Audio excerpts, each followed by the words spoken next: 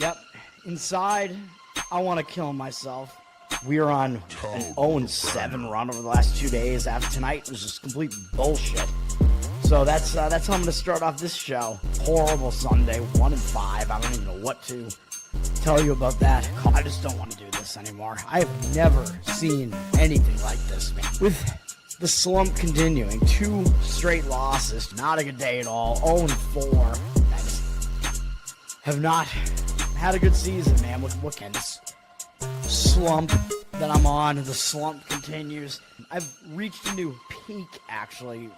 I'm going to burn my Bruins hat, man. I don't know what is going on with the Bruins. March 8th, is that what it is? I don't even know. It's March 9th, I think. Who even knows, man?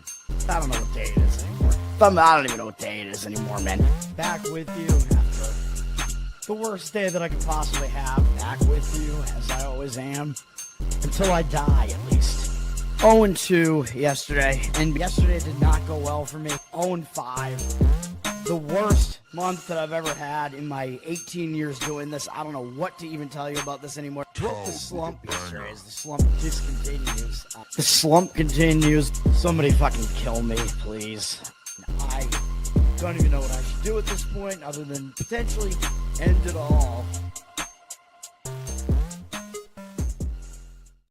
What's up, everybody? It's Toad back with you yet again. Toadstool Sports. This is going to be the college football bracket special where I already filled out a bracket, like tentatively. I mean, there's not a whole lot to it. If you watched my show last year, it's a small 12-team bracket with buys, so there's not really a whole lot to analyze here, but we'll break it down, and maybe I will briefly mention all the bowl games, which, of course, BC, they're not in a bowl this year. Usually they do make one, seemingly. Most of the time they're in some crap bowl, the Fenway Bowl, the Yankee Bowl, whatever the hell. One of those pinstripe bowls, what that one is. Whatever. The bowls change every year. We'll make fun of the bowl names. I'll give maybe my initial opinions on them. Of course, we can talk about, the elephant in the room here, which is the College Football Playoff Committee. Dude, they suck. Something has to be done about this format. I know this is only, I think, the second year that they've done this, but there is obviously a huge problem when you have Notre Dame. All the people that are making fun of Notre Dame, they're wrong. I'm not even a fan of Notre Dame. If anything, I'm a detractor. I'm a hater of Notre Dame. I don't like them, never have. They're a rival of BC. They're the bad Catholic school over there. BC is the good one, the Boston Irish Catholics. Notre Dame should absolutely be in this thing. If you look at the power ratings, they would be favored over every team in college football except for Ohio State, Indiana, and maybe Oregon. Notre Dame is the 3rd or 4th best team, and they don't even get to play in the playoffs. So it's ridiculous. The fact that the committee has to, they're forced to have, I don't even know exactly how it works. They have to have 4 conference winners in the field. Is that what the deal is? Something like that, because they put the SEC winner in. I mean, obviously they deserve to be in this case. Yeah. They put the Big 12 winner in, obviously another deserving candidate. Sure. They put the Big 10 winner in. That's great. Oh, so they must have to have 5 then, because they put the Sun Belt and the American winners both in, Tulane and JMU. And everybody's going to be saying it, but it's probably going to be the same as last year, where you have these teams. Last year it was Boise and, I guess SMU, even though they were an ACC team, but you just have these teams that just really aren't good enough to be in this field. They're not actually anywhere close to the top 12, and they just go in and they're going to be a huge underdog and most likely get embarrassed. Because a lot of times people are like, no, man, it's going to be cool. It's going to be like that Fiesta Bowl potentially where Boise beat Oklahoma. No, the reason why Boise beat Oklahoma in that game is because Oklahoma was a bit of a disappointed team that year because they had higher aspirations. I'm pretty sure, if I remember correctly, they had higher aspirations than being in the Fiesta Bowl because they missed out on the championship game that year. So, and Boise was super excited to be in that high profile of a bowl. So you're not going to get that here in the playoff when every team is motivated. Usually the better team is going to win. I'm not going to say they're going to cover. Maybe there is some value because everybody's saying these teams don't belong. And when that happens, yeah, we'll talk about the spreads when the games actually happen. But yeah, maybe there is going to be value taking those teams to cover, but I don't think they're going to win.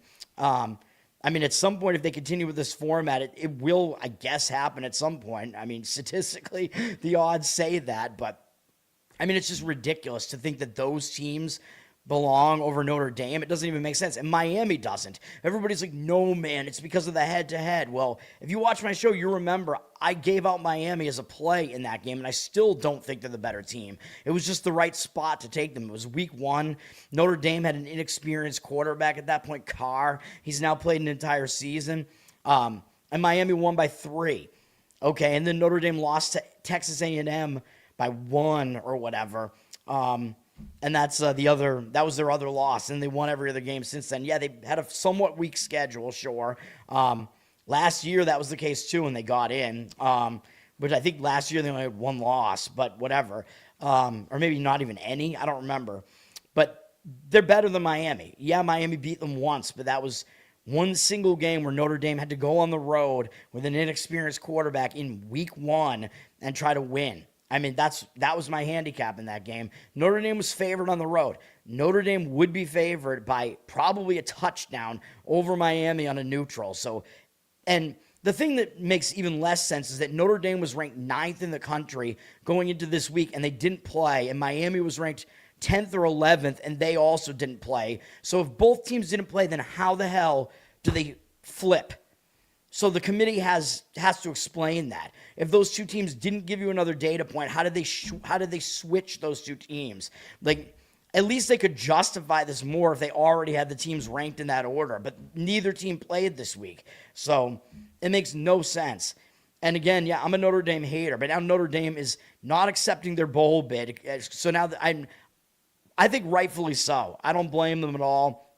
But this is, dude, I hope that this makes the NCAA, the committee, ESPN, force them all to rethink this completely. Like, that's what I think Notre Dame is doing. If you want Notre Dame to be in one of your high-profile bowls, whatever, then you got to change something here, man, because they don't want to be in this bowl. And if they were going to, if they had to play in this bowl, their players would just opt out of it anyway. And people are like, oh, but this is so bad for the players. They want to play in it. No, they don't. The players actually voted on it and voted not to play. This isn't like Notre Dame or their coach doing this on their own.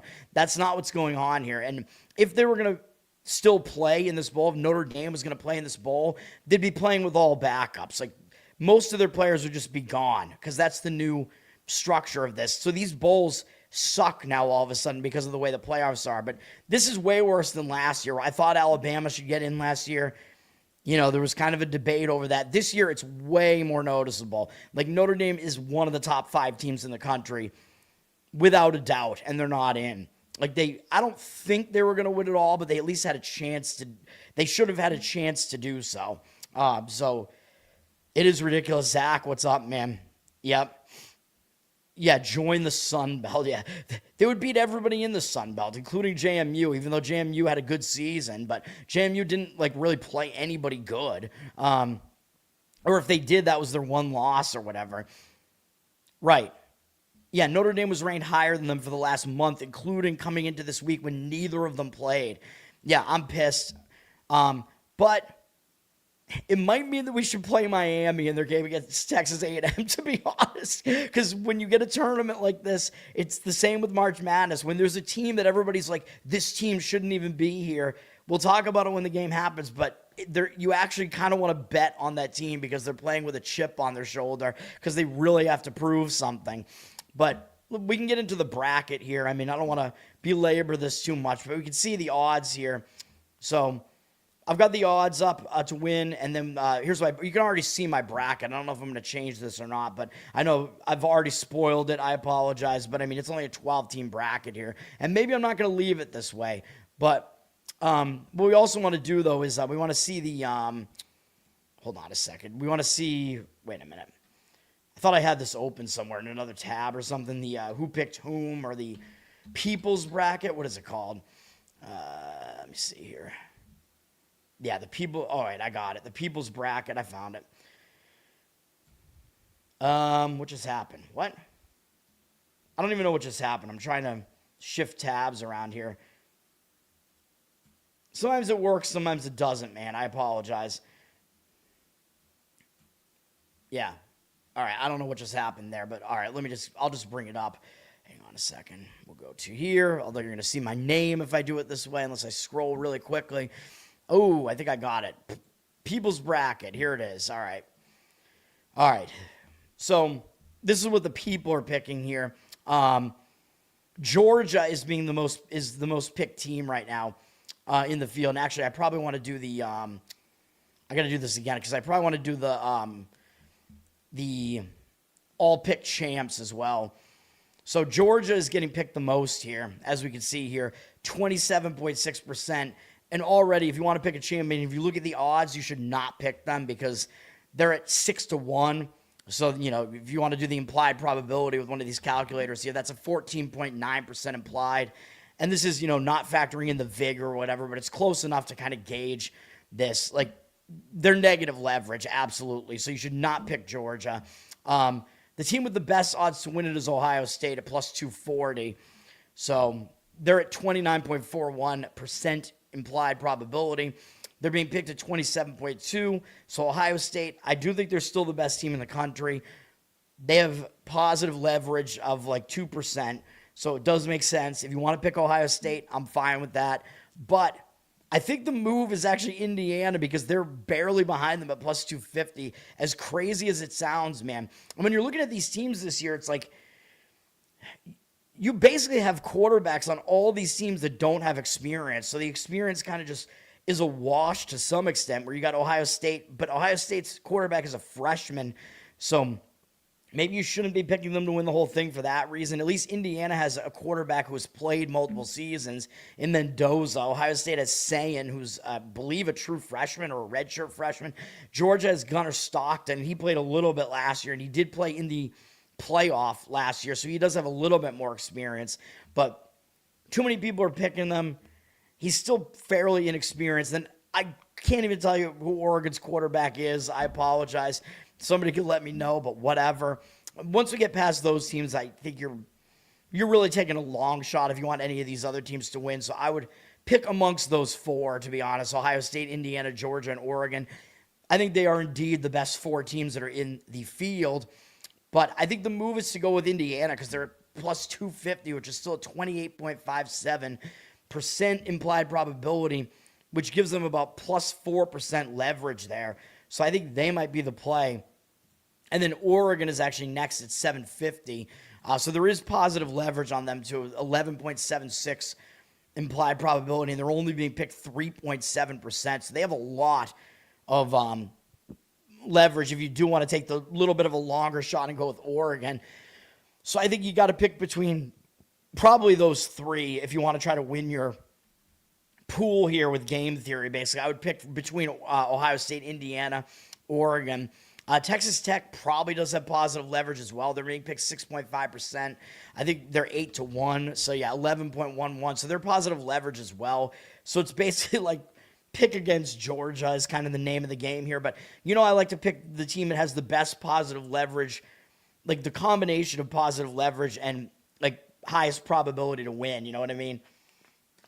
Which I think we get out of Indiana. Although my worry is that if Indiana does get to the final, if they have to face Ohio State's going to be the team that may have the, they may have the adjustments to make to beat Indiana this time. You know what I mean? And then you do have to look at where these games are going to be played. It's just good to know. So the championship is going to be in Miami, although I don't think Miami is going to be getting through this field to the championship. So I don't think we have to worry about a team having a real home field advantage in that one, although I guess it would be somewhat advantageous to Georgia, but not huge if they do get there. But we already decided we're picking against them anyway. On the top side of the bracket here, the Peach Bowl in Atlanta is there, but Georgia, probably on purpose, Georgia's down on the other side of the bracket, so they don't get to play in the Peach Bowl because they don't get the advantage of playing in Atlanta, where they literally just, I think they literally just played in that stadium in the SEC championship game as well. And then the Fiesta Bowl is going to be this side here with Georgia, Ohio State, whatever. So that's in Arizona. So there's not going to be much of an advantage to any particular team there.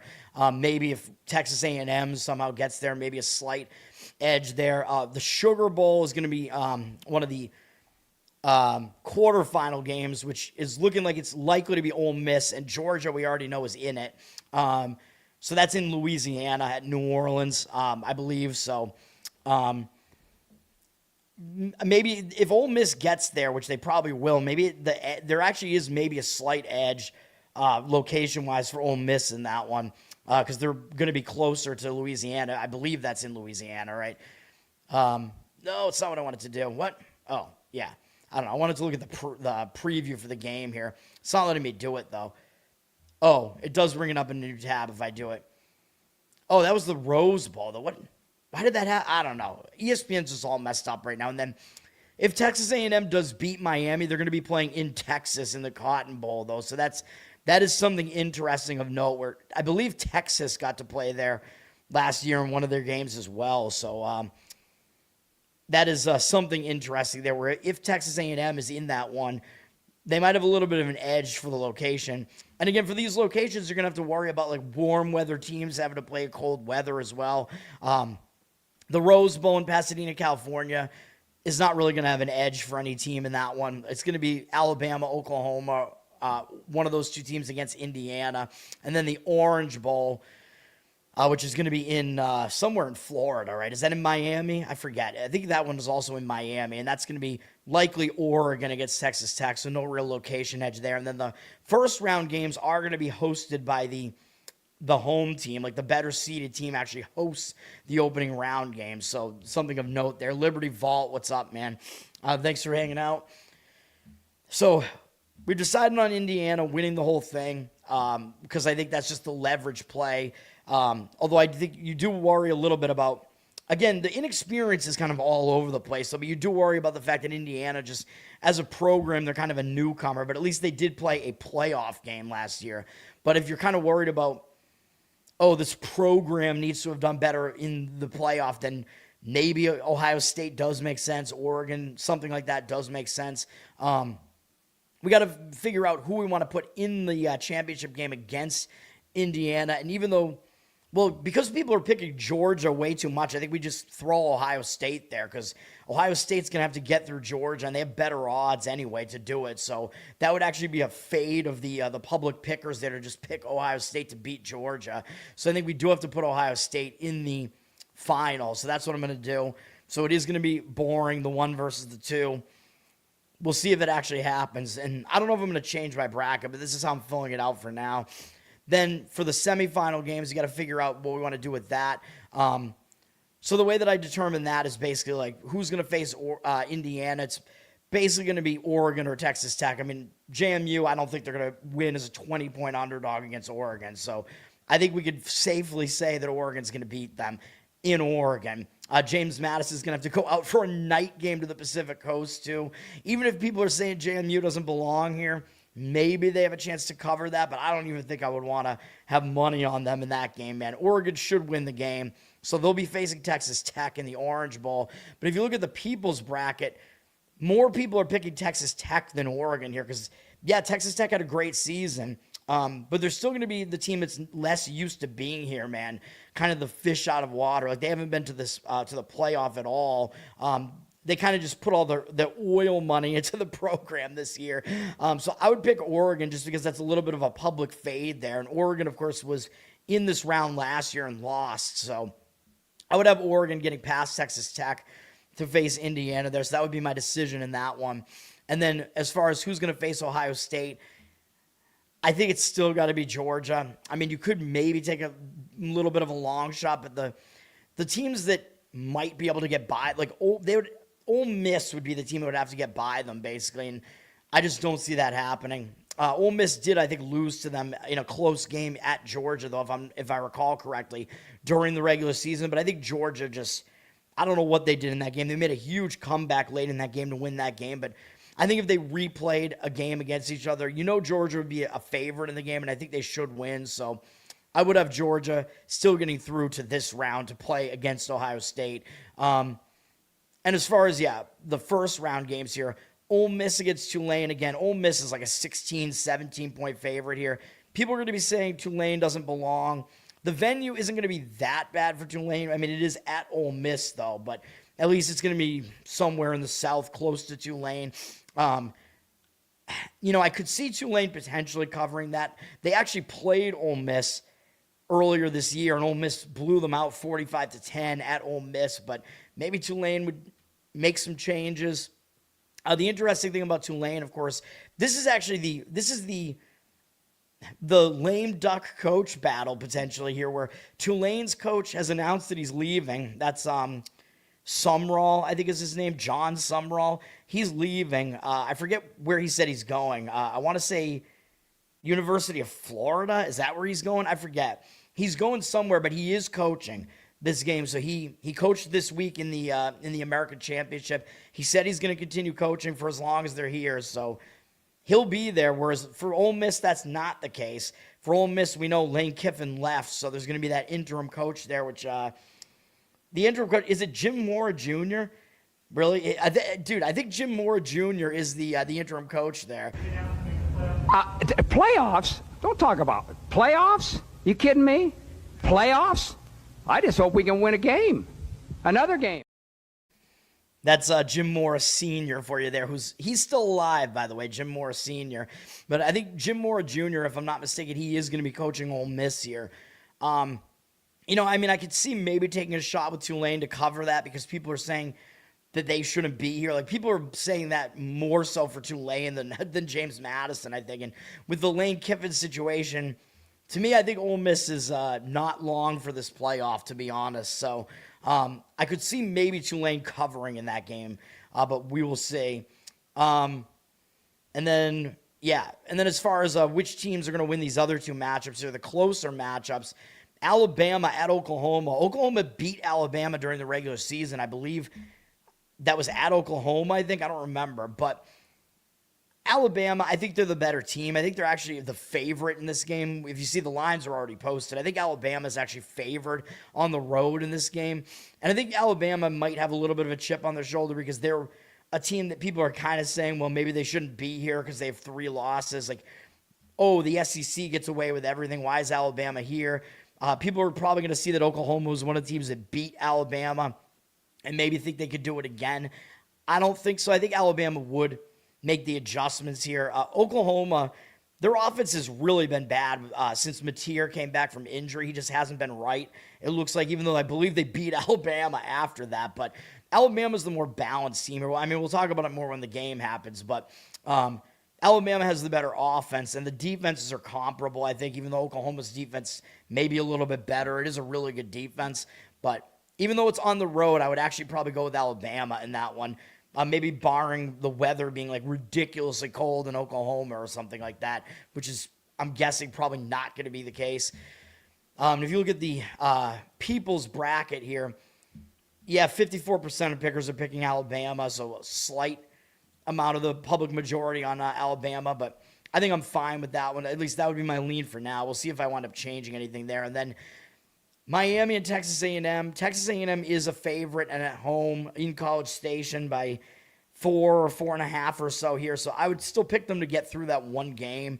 And then, yes, we're picking against them in the Cotton Bowl after that. But it's a dicey matchup, man, for Texas A&M against Miami. Again, I could see Miami potentially coming in that game and playing with a chip on their shoulder, because people are saying Miami shouldn't be here. They got in over Notre Dame.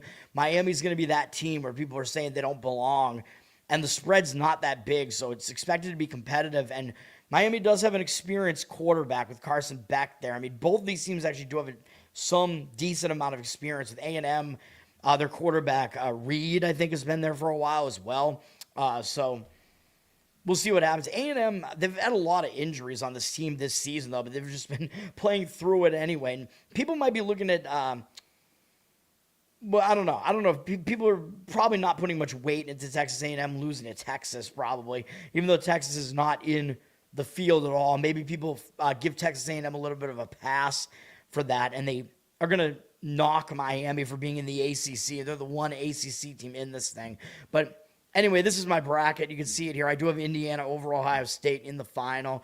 I have Oregon and Georgia being in the semifinals against those teams for now, at least. But I do think it is kind of a format where the cream does kind of rise to the top as well. So we'll see what winds up happening with it.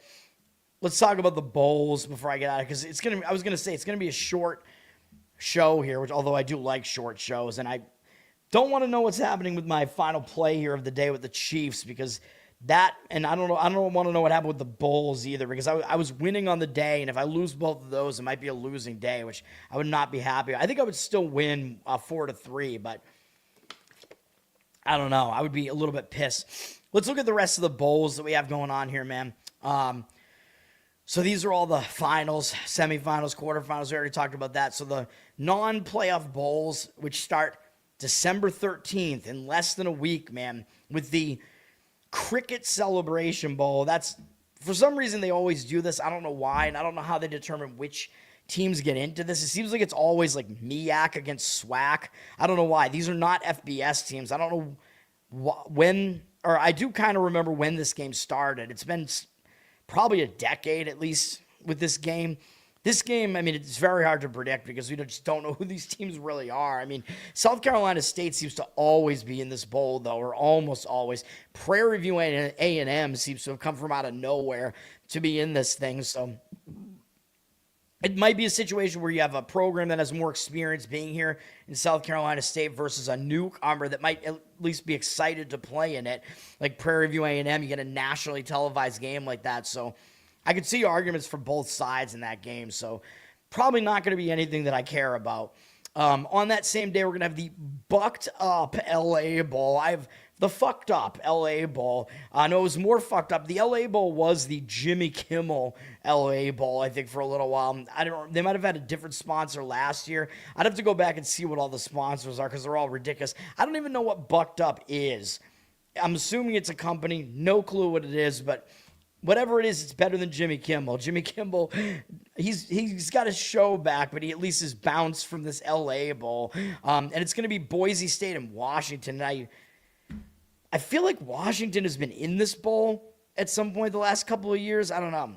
It's an energy drink. That does make sense, I guess. I'm not up on all the energy drinks. I haven't really done much with energy drinks since college. I'm drank too much of it in college, although I was also a coffee drinker, and I still drink black coffee, which at least is more healthy. But the energy drinks, I think they're just totally unhealthy, man. I mean, maybe some of these, like, maybe there are some more natural ones out there now, probably, like ones that don't have, like, high fructose crap. For this game, I mean, I would probably be leaning towards Washington. I mean, we'll talk about these bowls more when we actually get to them. I don't even know what the lines are going to be on some of these games right now, that we could probably actually see what the lines are here. The lines are probably mostly out. Yeah, Washington's an 8.5-point favorite in this game, and probably that has something to do with the fact that, Washington is the better team. They're pretty under the radar, but Boise, they might be a little bit disappointed because they came into this thing thinking, hey, if we run the table in the Mountain West, we can get into the playoff again like we did last year. So I think Boise fell short of their aspirations this year. So people are probably going to think laying the 8.5 looks crazy with Washington, but it being on the Pacific Coast, I don't know. I mean, my first instinct in that game might be to kind of lean towards Washington. Then on the following Tuesday, we have the IS4S Salute to Veterans Bowl. I assume IS4S is some military contract. We should get them out of here, man. And the LA Bowl is where the Chargers and maybe the Rams. Do the Chargers and Rams both play in that stadium, by the way? I forget, but it's at SoFi Stadium. This Salute to Veterans Bowl, IS4S, military contractor, pro-war bullshit, whatever this is going to be that's in Montgomery, Alabama on that Tuesday between Troy and Jacksonville State. Pretty interesting. The bowl scheduling, the bowl schedulers did this because, first of all, these two teams both lost their conference championships. Troy lost the Sun Belt, which was expected against James Madison. They weren't really even expected to get to that game.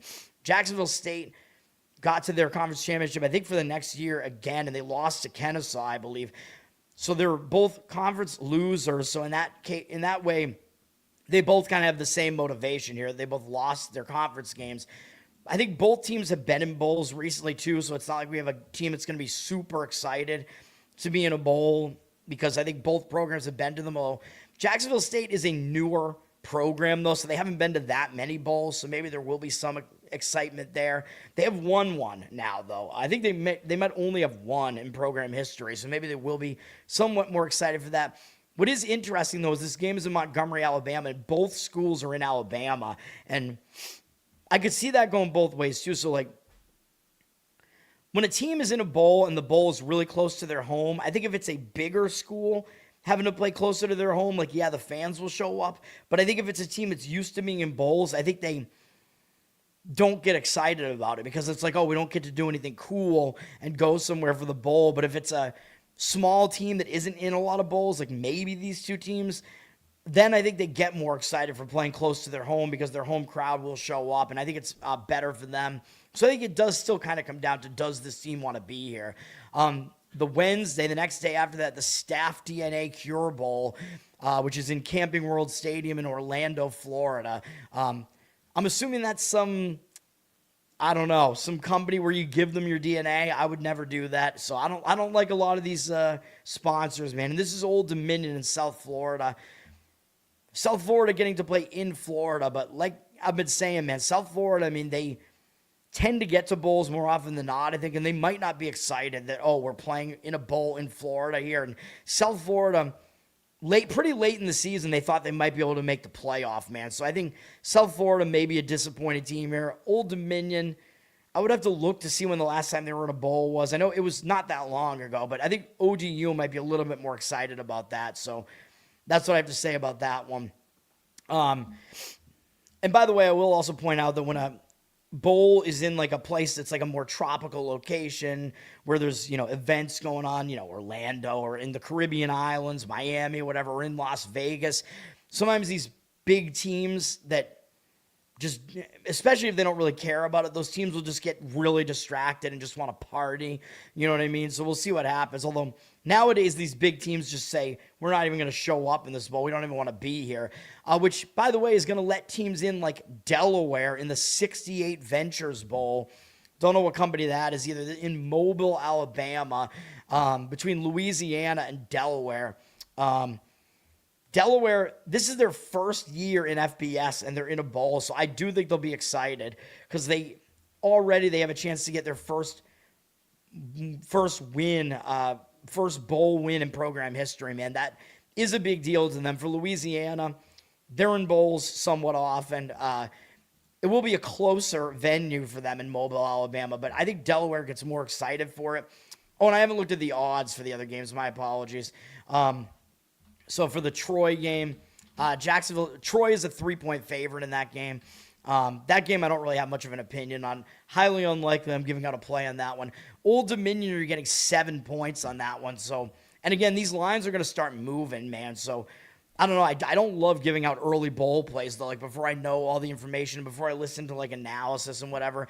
But I think my opinion in that game would be taking the points of the Old Dominion in that one.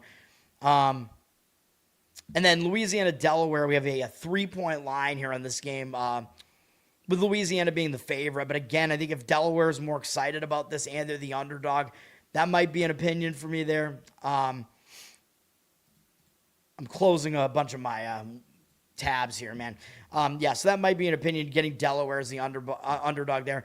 The next day, Thursday the 18th, has the Xbox Bowl, which is in Frisco, Texas. I think this at one point was just called the Frisco Bowl. If this is the same one, I don't know. Maybe it did have a different sponsor at some point too. I'd have to look it up again, but now it's the Xbox Bowl. Maybe the winning team, they all get Xboxes, man. I don't know. These bowls need to do something. I mean, bowls are getting ridiculously crazy, man, with these gimmicks that they have in the bowls. It's becoming like a weird, like, humiliation ritual, but it is entertaining at the very least. You get to make fun of it, and you get to point out that these things are getting, like, super demonic, and I don't want to get my channel nuked or anything, but it is like a humiliation ritual. But anyway, the Xbox Bowl is Missouri State and Arkansas State. Shout out to Justin, our friend. I don't know where he is right now, but Missouri State is his thing, man. He's a cameraman or whatever for Missouri State. They're in a bowl, and they're in their first FBS season, and they get into a bowl. So I think they're going to be excited about this, man. The venue, I don't think really is beneficial really necessarily to one team or the other. Arkansas State, they seem to usually get into bowls. I like Missouri State in that one as well, so maybe I'm going to have some play, so you can kind of tell what my opinions are going to be on this.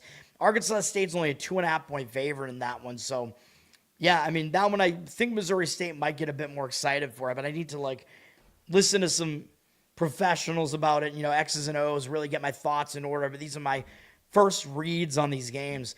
Friday, December 19th, the Myrtle Beach Bowl, which is obviously in Myrtle Beach, South Carolina, real close to it. I think basically hosted by Coastal Carolina.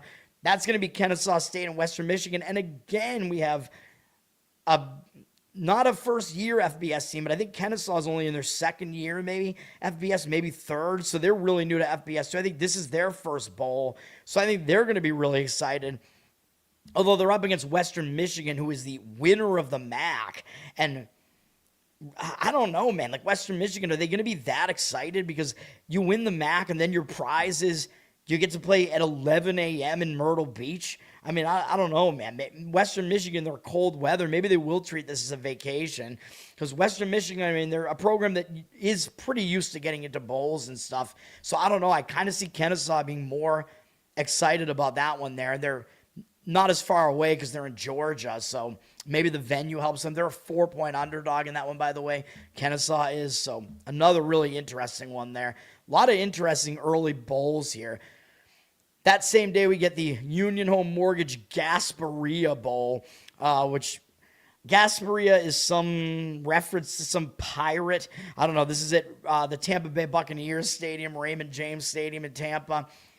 Whatever that is, I don't know. This is going to be Memphis and NC State. I mean, I don't even know about these two teams, man. I mean, NC State, they did lose a bowl last year, so maybe they will actually be the more excited team here. I know they lost pretty ugly to East Carolina in their bowl last year, so they might want to redeem themselves from that, whereas Memphis, they usually get to bowls as well, and Memphis might be pretty disappointed right now because they, fairly late in the season, they looked like they might be getting a chance to be in the playoffs. So maybe a slight opinion for me on NC State early on, seeing what this matchup is here.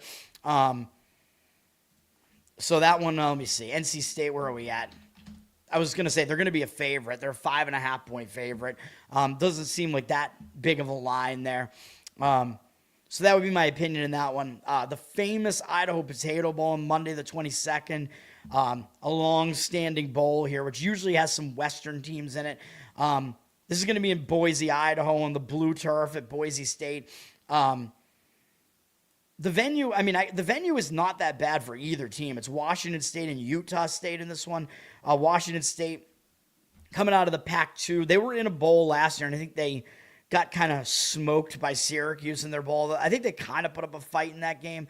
Utah State, another team that, well, actually, I think Utah State might be more excited here because I actually think Utah State hasn't been to a bowl for a couple of years. So, again, you got to look it up, like, when was this team last in a bowl? Sometimes the team that hasn't been to a bowl recently gets more excited about it. And Utah State, they're familiar with this venue because they're in the Mountain West with Boise State, so they're not going to be intimidated or whatever playing in this stadium. They've been there before. Washington State, they're not that far away, obviously. They're just slightly over the border from Idaho, so they don't really have to travel that far from Pullman, Washington. But I think if Utah State's more excited because they haven't been to a bowl recently, and they get to play a former Pac-12 team here, Utah State might be the way to lean in this game. Utah State's a 1.5-point favorite in that one. So, just I feel like I have opinions on a lot of these games, but we'll see. Tuesday, December 23rd, we have the Bush's Boca Raton Bowl, Boca Raton, the Mouth of the Rat, which is hosted by, I believe that's, what is that, Florida Atlantic plays in Boca Raton. Am I right about that? I don't even know, man. This is Toledo versus Louisville. Is it Bush's Baked Beans? Because if it was, it should be the Bush's Baked Beans Boca Raton Bowl. Maybe it's the George W. Bush's Boca Raton Bowl, and you got all the politically connected people hanging out in the rich areas of Florida here. I don't know. This game, I mean, I don't know which of these teams is going to be more excited to be here, man. I mean, Toledo, I think Toledo at the very least thought they were going to be right in the mix to win the MAC this year, and they basically were, but they had a couple of losses that kind of knocked them out, and then they didn't win whatever the tiebreakers were, and they didn't make the MAC final. They're usually in bowls as well. So I think this bowl is kind of a whatever bowl for them, although maybe they do get excited because they do get to face an ACC team here, so maybe that will get them focused enough. Louisville, they got to be disappointed, man, because Louisville came into the season thinking they might vie for the ACC title, maybe have an outside shot to get into the playoff or something like that. They were ranked for a while. And then now they get to play a MAC team. So I don't know. I probably would say Louisville is probably the more disappointed team. They're a 9.5-point favorite here. So maybe there is some value taking the points at Toledo. Toledo, again, I have been talking all season about how Toledo is actually better than their record looks. And I thought they were probably actually the best team in the MAC. The New Orleans Bowl, which used to be the R&L Carriers New Orleans Bowl, and it looks like they just don't have a sponsor anymore. Obviously, this one is in the Superdome. Well, maybe not obviously, but it is. On that same day between Western Kentucky and Southern Miss. I mean, both of these teams are usually in bowls, but Southern Miss might be more excited for this, and they're probably going to get a home crowd here because they're not that far from New Orleans. But they might be excited about it because Southern Miss, if you remember, this team is Marshall from last year, and Marshall, they all quit. Like, they got into a bowl last year, and they said, we're not going to play in this bowl. We're all, like, their coach and a bunch of the players all went to Southern Miss. So these guys, mostly they're players that didn't get to play in a bowl last year. So I think they will be excited to play in this one against Western Kentucky, who I think kind of fell short of their goals because Western Kentucky was trying to win the Conference USA, fell short of doing that. Kind of like Southern Miss in this one. They're a 3-point dog in that one. So another opinion there. Scooter's Coffee Frisco Bowl. So this is the Frisco Bowl. So we have 2 bowls in Frisco, Texas now. Also on that same day, the 23rd, whatever. Also in Frisco, Texas. This is UNLV in Ohio. This game, I mean, UNLV, you got to think they're a bit disappointed, man. I mean, well, I don't know because UNLV is, well, I don't know. I can see it going both ways because UNLV is in a rebuild. And, you know, I was making fun of them all year and saying they're a fraud. Dan Mullins, don't think he's good, whatever. Dan Mullen, I forget if he has an S on his name. They had a chance to potentially win the Mountain. I mean, they were in the Mountain West Championship again, lost again to Boise. Maybe at some points they felt like, hey, maybe because they were like a 2-loss team at some points, maybe they thought, hey, maybe we could potentially get into the playoff if we win the Mountain West, whatever. So maybe they will be the more disappointed team here. I mean, no team really gets excited to play a MAC team. I mean, that is just the way that it is, although Ohio is usually in bowls as well. So maybe, I don't know if they really get totally excited about UNLV or not. Ohio's a 4.5-point underdog in that one. That one I don't really have that much of an opinion on. December 24th, of course, we have the, as is a tradition, there is a bowl on Christmas Eve, the Sheridan Hawaii Bowl. And as seems to be tradition a lot of times, Hawaii is in that bowl, and they're literally playing in their home stadium, and that does happen sometimes. Now, how excited is Hawaii going to be for this? I forget when the last time Hawaii was in a bowl, so they might be excited, man, because if they haven't been to a bowl for a couple of years, even though they're literally playing in their home stadium, they might get excited about it, man. You got to worry about distractions because it's on Christmas Eve, so you do have to worry about the home team maybe being distracted. But here's the thing, like, how many of these players on Hawaii, like, how many of them do you think live elsewhere? And, like, the fact that they are playing in Hawaii means they won't be actually distracted because they won't be, like, home yet for the holiday festivities. And then you got to ask, this is against Cal, how excited is Cal going to be to go out to Hawaii when maybe they want to be celebrating Christmas and they have to go out to Hawaii? Weird things happen in this bowl, man. This is one of the harder bowls to predict usually.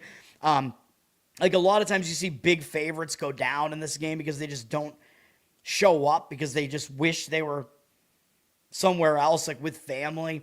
Or maybe they just, oh, it's a cold weather, let's go to Hawaii and let's just, they're just not focused on the game. They treat it like a vacation out in Hawaii. Is Cal going to do that? I don't know, man. Cal's not a cold weather team, at least. Hard game for me to gauge. Hawaii's a 1.5-point underdog in that game. We'll see. I mean, maybe a slight opinion towards Hawaii in that one, but you can kind of tell where I'm leaning already in a lot of these games. Friday, December 26th, because, of course, at least no teams have to play on Christmas Day. And I think there have been a few years where maybe because of the day of the week that it was, the Hawaii Bowl has been on like a different day of the week occasionally. Friday, December 26th, the Game Above Sports Bowl, which I forget what's Game Above. I don't even know. It's something to do with gambling.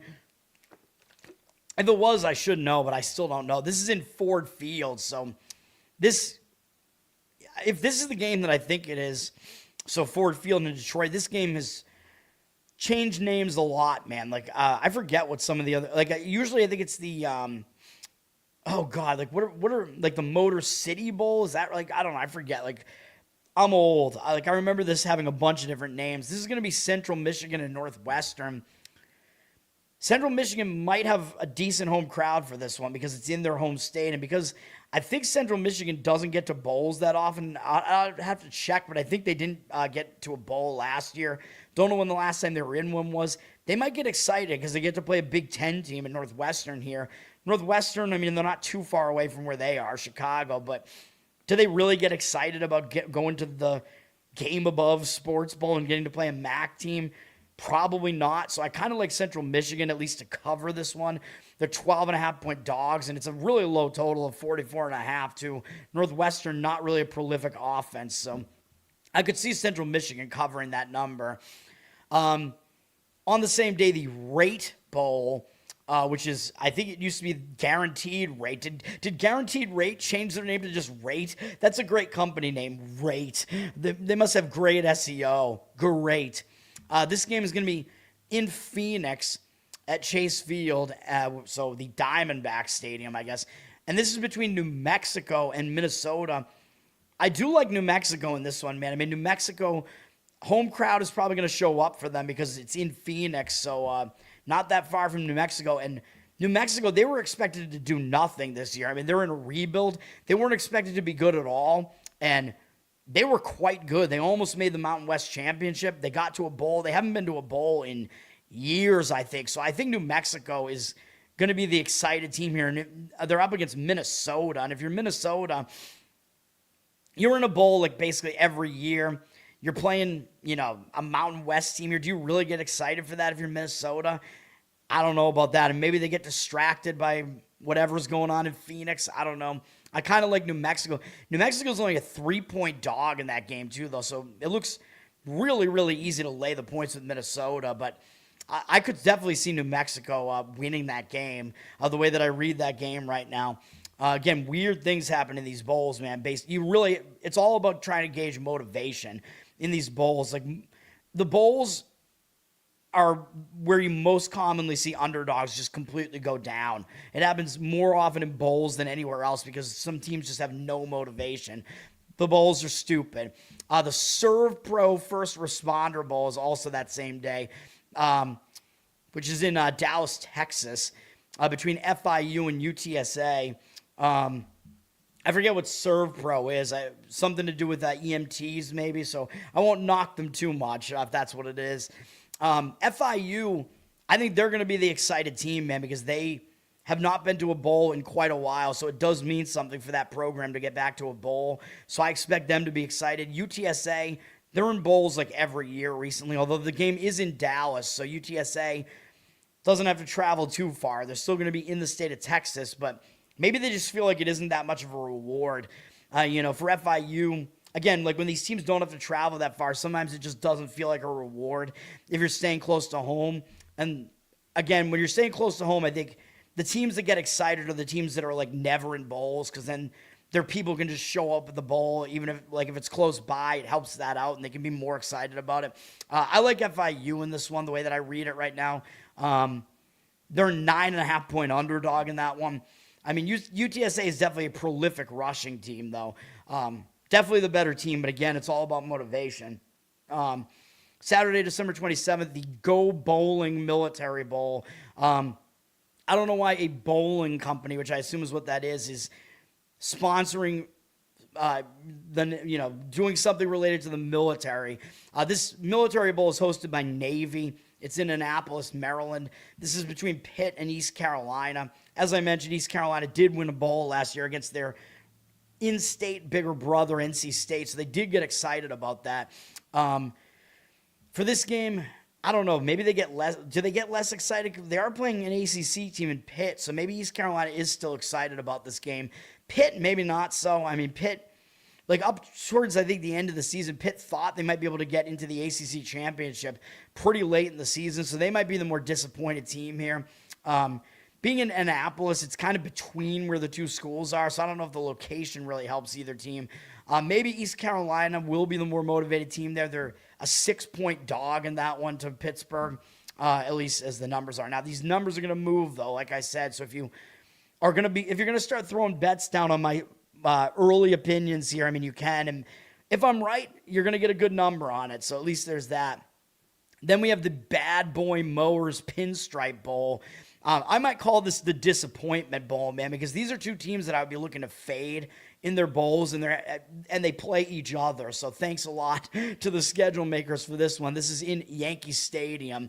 It's one of the newer bowls at noon. I mean, it's Penn State and Clemson. I mean, if you're Clemson, you had, like, both of these teams had national title aspirations this year, so both teams are going to be really disappointed. I mean, they both had awful seasons. Clemson, I mean, for Clemson, you got to see, like, how many of their players are going to opt out, man. Like, is Klubnik going to play in this game, their quarterback? Like, are their main players going to even play in this game? I mean, that's something you got to know, I think, like, if you're going to actually put money on this. So that's why I don't like these bowls at this point, to try to, like, gauge it early. At least with these, if you're betting on these small teams, at least you kind of know they're going to have their team there and they're going to show up on it, like these teams that want to win these bowls, you know what I mean? But for a game like this, you have no clue. For Penn State, maybe they will actually be more excited because they want to kind of prove something after their season went so haywire and they fired James Franklin and now everybody's making fun. Oh, Penn State has horrible recruiting now and whatever. And I forget who they hired as the new coach. They did hire somebody. He won't be there yet. It'll be the interim coach who will continue coaching for them. Clemson, I mean, they obviously have a lot of experience. Sweeney is still there, whatever. Klubnik might still play in this game, but how excited do you really get to go up to the Bronx and play a potentially cold weather? A lot of times these games are like cold, rainy. If you're Clemson, do you really want to go up there and play that game? I mean, yeah, you get to play Penn State. I mean, that is a big name, but I don't know. I see Penn State maybe adapting to the circumstances better and maybe actually having more of a chip on their shoulder than Clemson, because Penn State has been the laughing stock basically after what happened to them this season. So somewhat of an opinion on Penn State. They're a 1.5 point favorite in that game, which again is kind of interesting. Both of these teams massively underperform what their talent levels are this year. So both teams are a lot better than they looked this season, at least. But I do think Penn State is probably the better of the two teams, and they're only laying 1.5 in that one. The Wasabi Fenway Bowl, which I should know, but I forget what Wasabi is as a company. I don't think it's a wasabi company. This is at Fenway Park, obviously. I've never been to it. It's usually at like 11 a.m., but this time it's at 2:15 p.m., which is a little bit more enticing than 11 a.m., but I'm like, why would I want to go to the Fenway Bowl and it's cold and whatever? I mean, I kind of considered it. I think one year BC was in it, and I think they actually upset SMU in that game, if I remember correctly. I considered going, but I've never been to this one. Oh, yeah, Penn State got Matt Campbell. Yeah, excuse me. Yes, correct. From Iowa State, yeah. Matt Campbell. He was at Pitt prior to that, I believe. How good is he really, though? I mean, he hasn't brought like a team into like title contention, and Iowa State really fell apart this year, so I don't know, man. He might be a little bit overrated, but we'll see. Maybe he could do something with that program. The fact that he hired him, that's going to help their recruiting, though, because he's a well-known coaching name, so that should help them with recruiting. The Fenway Bowl is UConn against Army. UConn had a really good season, man, and people are they're all talking about Fagnano, however you pronounce his name, the Italian god who is their quarterback, who might wind up in the NFL. UConn had a really good season, man, and maybe they'll be excited to play in Boston. I mean, UConn, a New England school, but I mean, UConn's been in bowls recently too, though, so we'll see. I think they might have won a bowl last year as well, but they might be excited to play in Fenway Park because UConn is a New England school. Army, the thing about Army is you got to kind of gauge, like, do they care about their bowl more, or do they care about the Army-Navy game more? Because the Army-Navy game gets in the way, right? Because there is the Army-Navy game, which is before the bowls now. I like that better because I think sometimes it was after the bowls. So I think, well, to really gauge what you think about this Army Bowl, you're going to have to see what they do in the game against Navy, which is on Saturday the 13th. The Army-Navy game is being played on the day where the first bowl also happens. So Army-Navy does happen before bowl season kicks off. Now, if Army is a 6-point underdog to Navy, Navy is the better team. But if Army is able to pull off that upset, I really don't like them here. Like, if Army plays really well against Navy, like they make that their game, it's a huge rivalry game, they might not have that much left, although they won't play UConn until 2 weeks later at least, so they'll have some rest there. But if Army plays really well, if they win that game, maybe that week off will be disruptive to them. That's another thing you kind of have to gauge, like, is the extra time off going to disrupt some of these teams? So you have to kind of gauge how these teams finished as well. Like, having a bunch of time off might actually help teams that finish poorly. You know what I mean? Although I don't put that much weight into that in bowl season, though, because in bowl season, it's really more about, are you motivated for this specific game? And that's really it. So we'll see. But yeah, I mean, UConn might be the right side here. They're actually a 2.5-point dog, but I mean, I don't know. UConn got a little bit maybe too hyped for my liking with their quarterback play this year. Then, oh yes, that day we have the famed Pop-Tarts Bowl in Orlando, Florida, Camping World Stadium.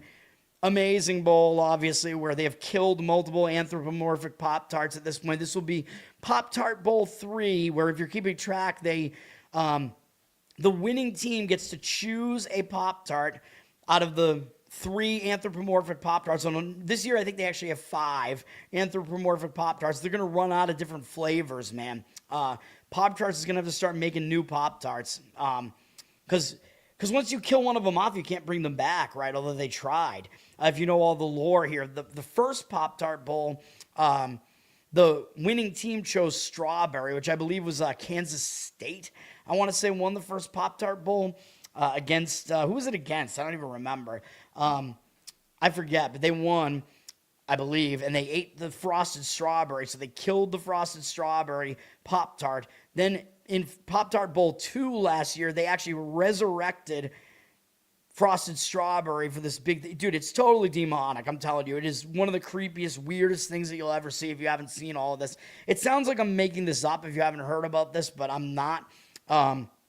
This is a new bowl as of 2 years ago, and already it's like the most well-known bowl because of all this these shenanigans.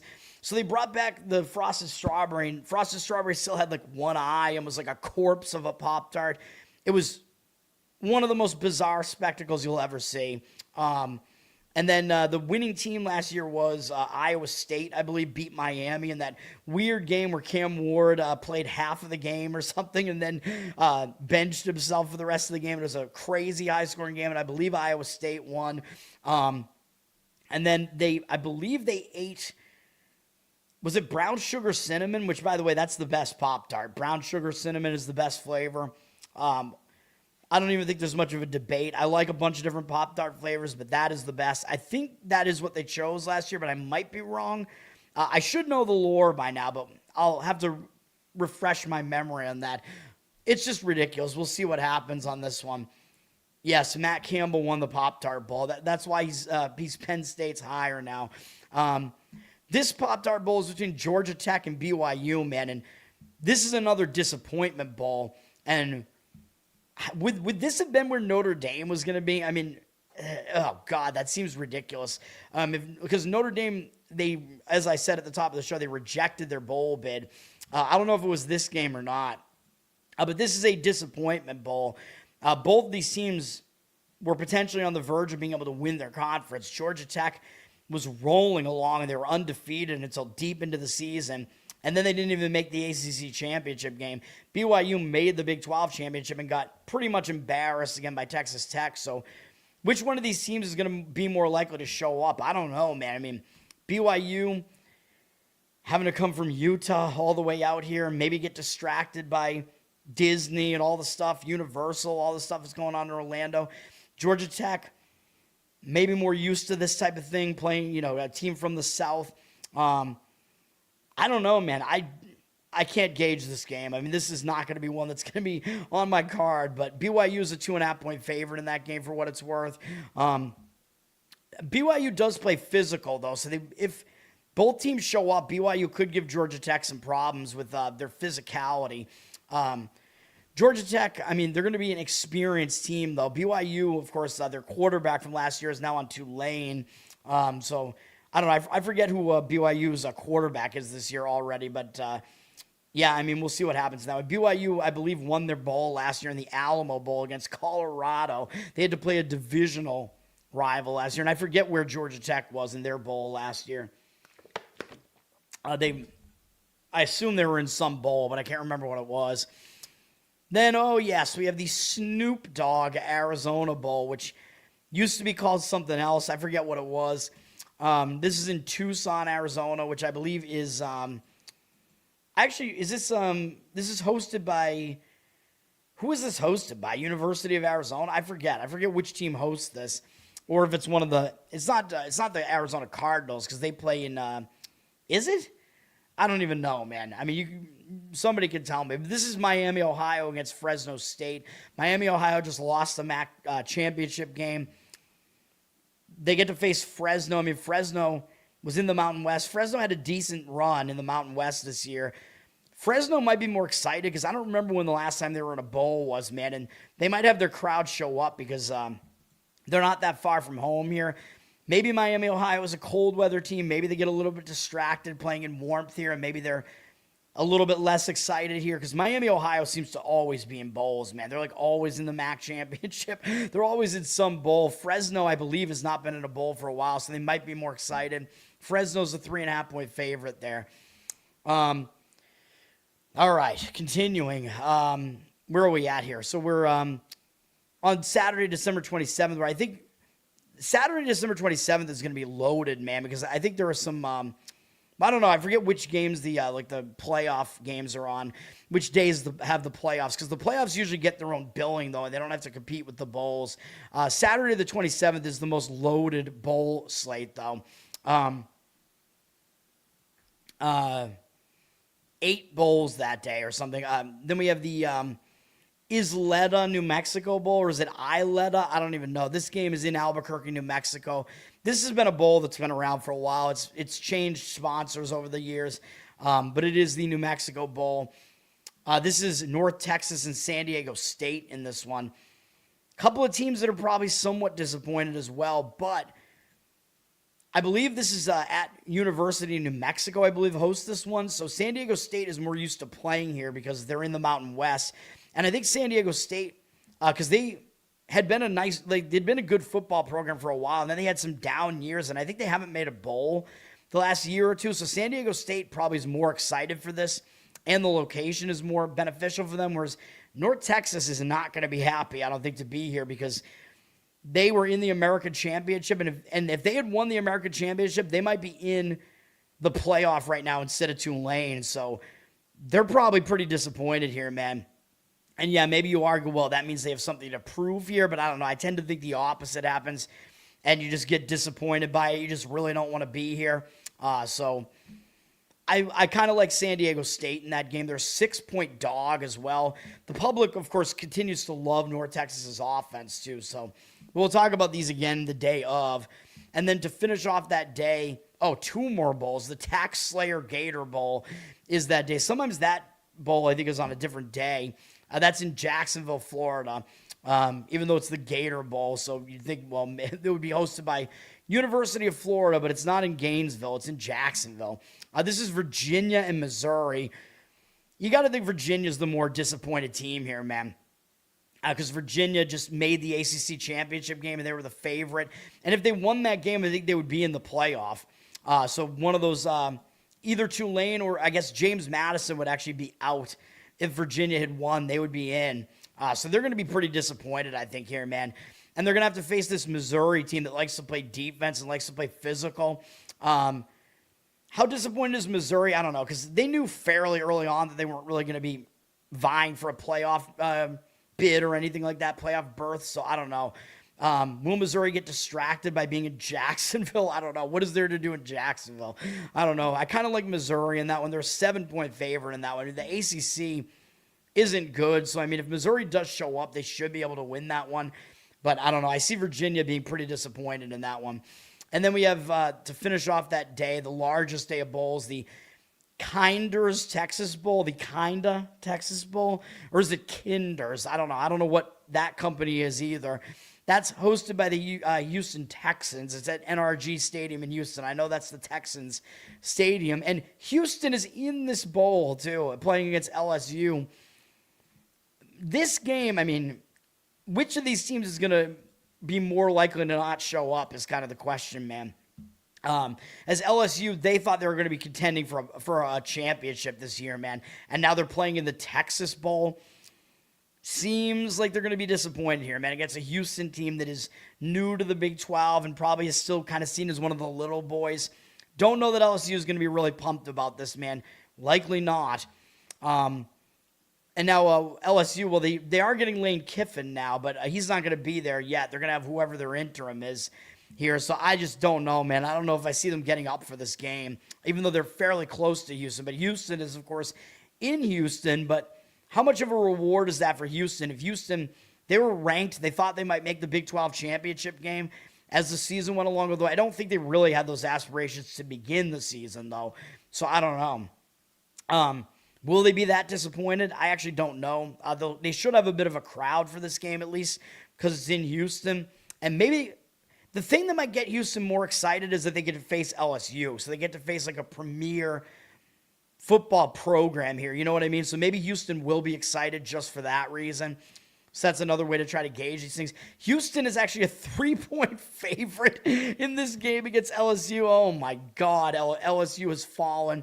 That is probably factoring in the disappointment factor there, but the public is probably not gonna be on Houston in this one, man. Like, I'm trying to gauge where I think the public is gonna be in these games. I think they're going to think getting 3 with LSU looks crazy, but I might lean towards Houston somewhat in that game. Then we have Monday, December 29th, the J-Lab Birmingham Bowl.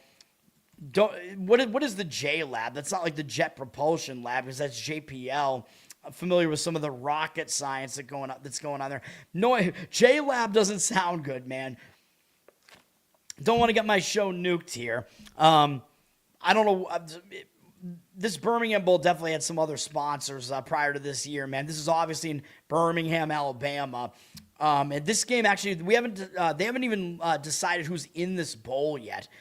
So this bowl is actually not listed yet, so we don't even know who's in it yet, which is interesting, I guess. We'll see what happens. So some teams still have to be decided. So when this happens, because teams like drop out of bowls, but I don't know who else may have dropped out besides Notre Dame. But what happens is teams that are like 5-win teams and teams that are new to FBS get to petition to get into these. Although we already saw Delaware is already in a bowl. Who else do we see? Missouri State's already in one. So those teams are already in. So I don't know who's going to wind up in this bowl. Or maybe the bowl gets canceled. I don't know, but we'll see.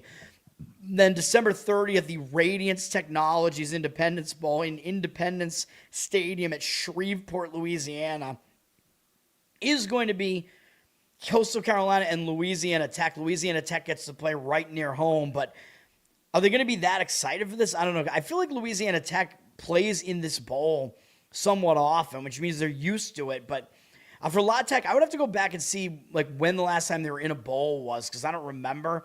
They will have a home crowd for this, at least. Coastal Carolina overperformed this year, so I don't really think they legitimately thought they could win the Sun Belt this year or anything like that. But they're usually in bowls too. I don't know. This game is really hard for me to read. I mean, if Louisiana Tech hasn't been in a bowl for a while, I would probably start leaning in their direction because they'd be more excited about it. They're a 7-point favorite here. And Coastal Carolina, I mean, they're not good. Like, their record this year looked a lot better than they actually are. They had some games where they won as underdogs that were just kind of ridiculous. So those are kind of my thoughts on that for now. Yes, the Liberty Mutual Music City Bowl, which used to be the Franklin American Mortgage Music City Bowl. So they've changed banks. This is Tennessee and Illinois in Nashville, which I believe is at the Tennessee Titans Stadium, I believe. Nissan Stadium is what this is.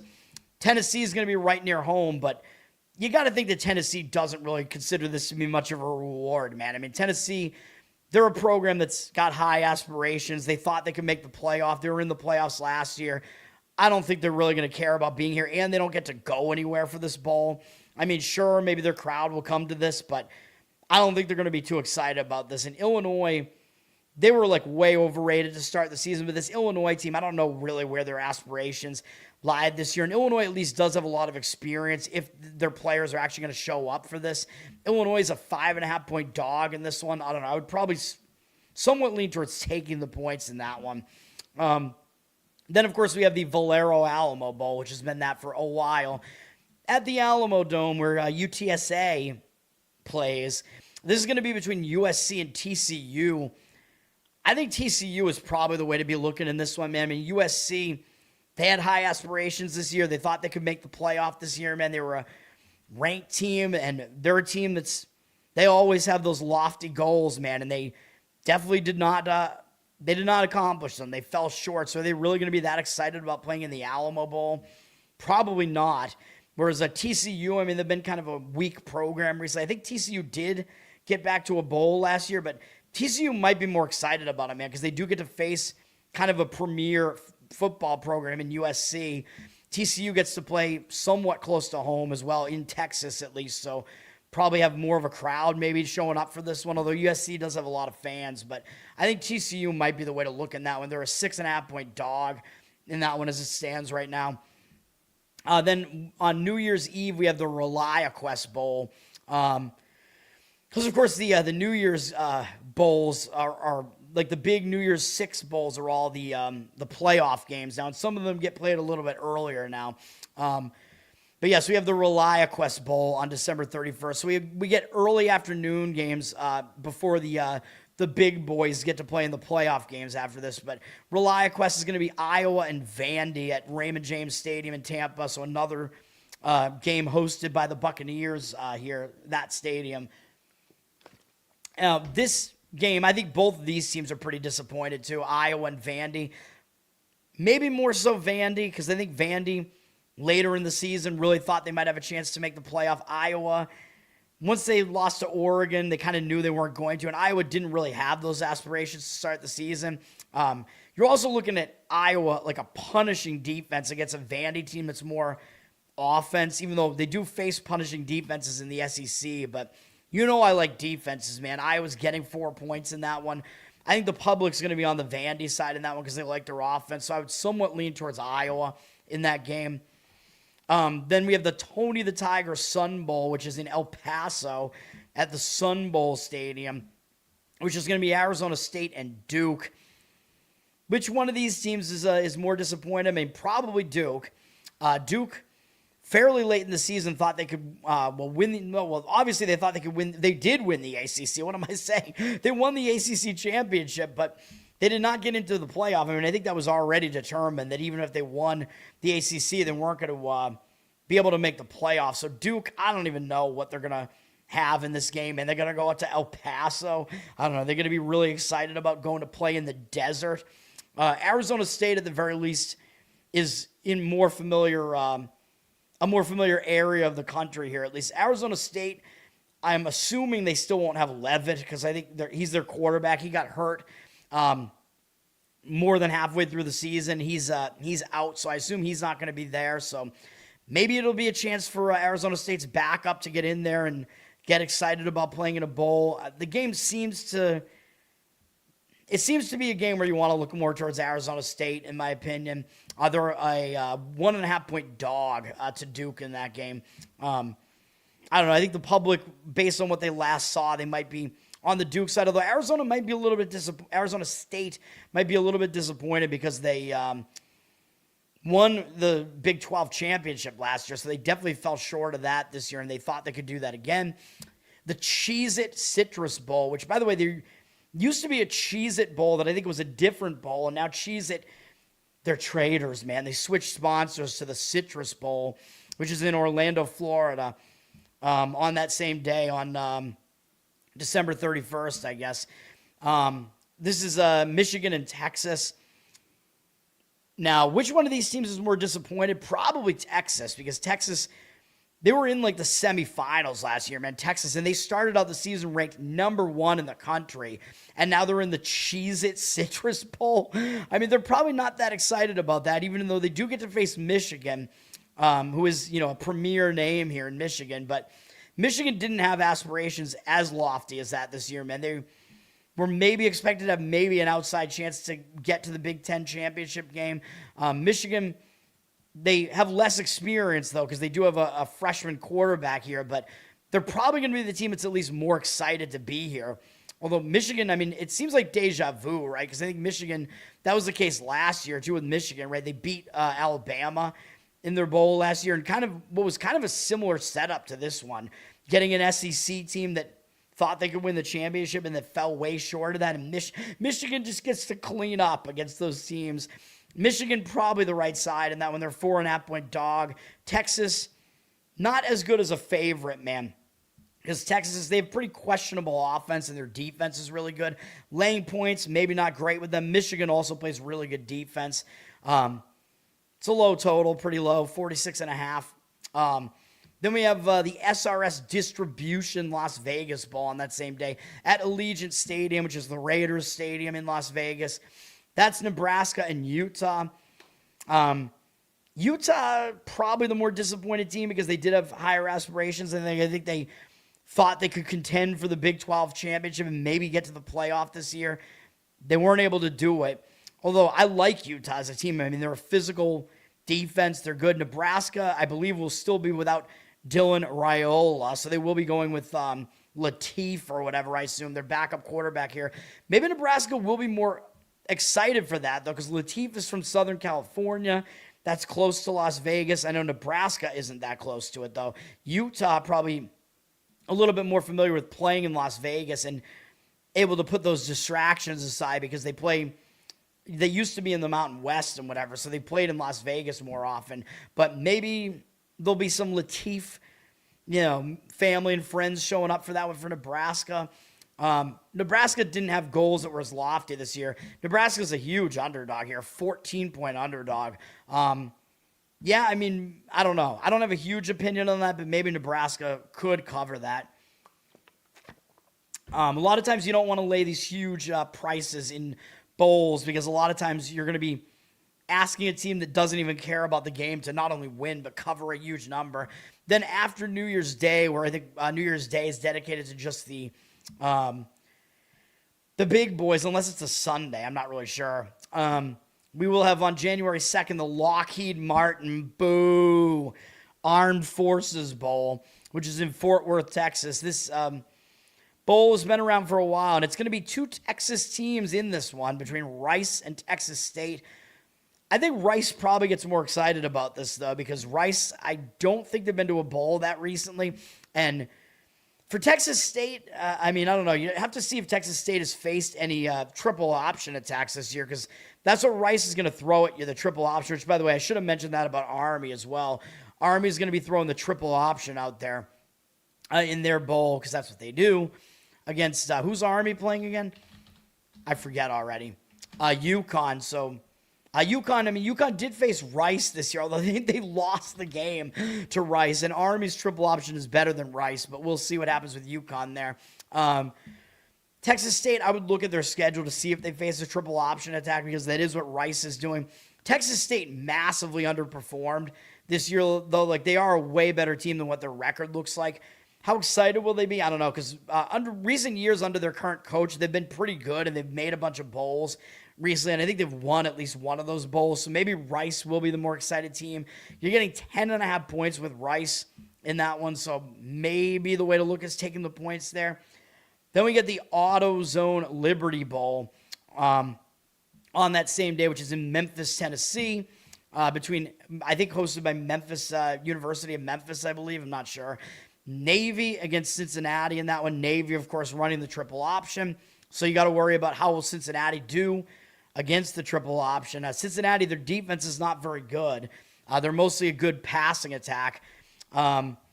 So maybe there are going to be some points scored in this one. Navy, again, we're going to have to see what Navy does in their Army-Navy game, because Army-Navy is a big game, man. I mean, yeah, maybe Navy will get up for facing Cincinnati because they're a Big 12 team, fairly big name, but we'll see. Again, it's going to somewhat depend on what Navy does in their Army-Navy game, because, again, I think they treat that game as maybe a bigger game sometimes than the bowl that they're in. And then, yeah, I mean, I don't know what else to say about this game, really. Cincinnati is not a huge favorite here. They're only 2.5-point favorite. The total is pretty high at 56.5. I mean, I could definitely see this game being an over type of game here with two teams that don't play very good defense. Cincinnati might not know how to defend the triple option, and Navy probably won't be able to stop Cincinnati's passing attack either. Cincinnati only a 2.5-point favorite looks kind of crazy, though, so maybe taking the points with a team that's going to run the football is a decent idea there, but I don't have much of an opinion on that at all. And again, depending on, like, I don't know, will Navy beat Army and, like, celebrate that too much? I don't know. Then we have, the very infamous Duke's Mayo Bowl that was doing gimmicks before the Pop-Tart Bowl was around. I think the Duke's Mayo Bowl, this is going to be the 5th or 6th iteration of this. And if you don't know, this is in Charlotte, North Carolina, and this used to be like the Belk Bowl, and it was some other things. I think it was some tire company bowl prior to that. I forget. It's been a bunch of different sponsors. But now, if you're not familiar with this, the winner of this game, the winning coach, gets Duke's Mayo dumped onto their head. I'm not joking. They take a mayo bath. It's unbelievably disgusting. Like I said, humiliation ritual. You can go see the instances where it's happened, man. It's ridiculous. I think it's happened now to 4 or 5 different coaches have done it. So that might actually be an incentive to lose. Like, if you had a coach in this game that had already won this bowl before, they might not even want to win the game because they might want to avoid the mayo bath. This game is Wake Forest against Mississippi State. Wake is getting to play in their home state, but I actually think they'll get excited about this because Wake, I don't know when the last time they were in a bowl was, man. So I think Wake had a pretty good season. I think they will be excited to face an SEC team. But the problem is Mississippi State is in it here. And Mississippi State, I don't even think they won 6 games. So that's how few teams are in these bowls. Mississippi State's a 5-win team, but they got to petition to get in. So I like the 5-win teams, though, man. When a 5-win team petitions to get in, that's telling you that they want to be in that bowl. You know what I mean? Because why would they petition to get in otherwise? And I agree, Mississippi State does want to play here because they haven't been to a bowl for years. So I think both of these teams are actually going to be excited. So it's not one that I really want to get involved in from a side perspective. Mississippi State's a 3-point favorite in this one. I think both teams are going to be pumped up for this game, to be honest. Yeah, I could see both teams being excited for it. So we'll see what happens there. And then we have Arizona and SMU in the Trust and Will Holiday Bowl, which is in San Diego I don't know if this is San Diego State Stadium or if this is in where the Chargers used to play. I have no idea, dude. But I think this stadium used to host 2 of the bowls, because there used to be the San Diego County Credit Union Poinsettia Bowl. What happened to that one, man? This game is the last bowl on the schedule, and it's Arizona and SMU. Now, I think Arizona is going to be excited because they haven't been to a bowl for, I think, a year or 2. So I think Arizona is going to be pumped up to be in a bowl game again, man. Whereas SMU, they're going to be pretty disappointed because up until late in the season, they were potentially going to get into the ACC championship, and they had aspirations to get back into the playoff because that's where they were last year. So I kind of like Arizona in this one. Arizona a little bit closer to home as well in San Diego, but not so close that it's not going to feel like a reward or anything. Plus, Arizona hasn't been to a bowl recently. Like I said, Arizona's actually favored in this game, -1.5, where I think the public might look at this and come in on the SMU side. Although Arizona, maybe not, because Arizona actually has the better record and finished ranked, which is crazy. But I kind of lean towards Arizona in that one. And I think that's it, man. That's going to do it. So that's the whole bracket and bowl special. I gave it all to you, man. I said I wasn't going to do all the bowls, but I did. And we're going to talk about each one again when the bowl actually happens. And hopefully these lines don't move that much. But I want to like kind of solidify my opinions on them. I usually don't have that many bowl plays, but I usually will have like, I would say around 5 or so throughout the entire bowl season. So we will see what happens.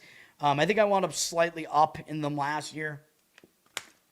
We'll see. And I'll probably have at least a couple during the actual playoff as well, which last year I definitely did.